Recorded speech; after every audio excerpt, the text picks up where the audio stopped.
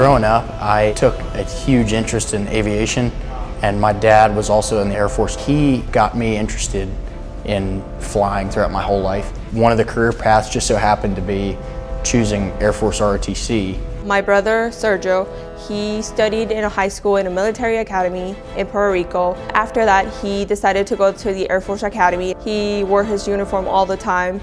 He was basically my role model. I decided to follow his steps and join the Air Force ROTC here in West Virginia. My dad's a high school guidance counselor, and he had me thinking about college. One of the things that he had me do was look at Civil Air Patrol. I wanted to be a part of something bigger than myself still, and I said, why not serve my country and join ROTC? I think that being so involved with athletics when I was growing up definitely influenced my desire to be involved in the military, just because there is that team aspect and kind of that camaraderie. The traits and skills that I acquired through playing sports really relate well to the traits and skills that I'm using to become an officer. The very first day I walked in, I was a freshman.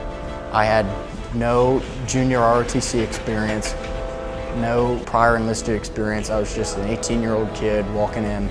I didn't know anybody.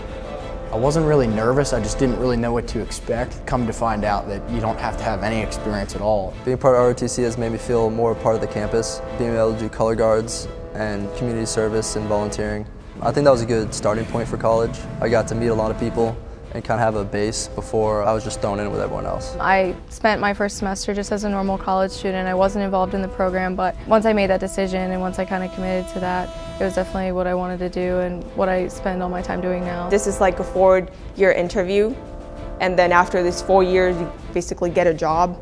And if you work hard enough, you get the job you want. So I want to be a pilot in the Air Force, and that's a 10-year commitment. Through the ROTC program, I got to meet some A-10 pilots that did the flyover for the Veterans Day game. And that was kind of the tipping point that kind of made me want to be a pilot. It was just an eye-opening experience to like what life really is like for pilots in the Air Force. I mean, I met all kinds of cadets, I met all kinds of officers enlisted that I still keep in contact with today, and they're helping me out. They're answering my questions so I can kind of shape my choices now to affect my career later. That's what I want to do with my life, is fly. I've always been interested in it. I think it was mainly the career opportunities following graduation and the different type of things you could do once you commissioned, and what largely plays a part into that is I had eventually decided that I wanted to try and fly and I wanted to try and be a pilot, so it figured that the Air Force was the right way to go there. So you get paid pretty well, especially as being an officer, but it's more than about just the pay, it's about the benefits. Aside from just the financial benefits, there's also the benefits of learning management skills, learning leadership skills. I could go all day with different skills I've learned. I want to become a leader in the Air Force. Integrity first. Service before self. And excellence in all we do.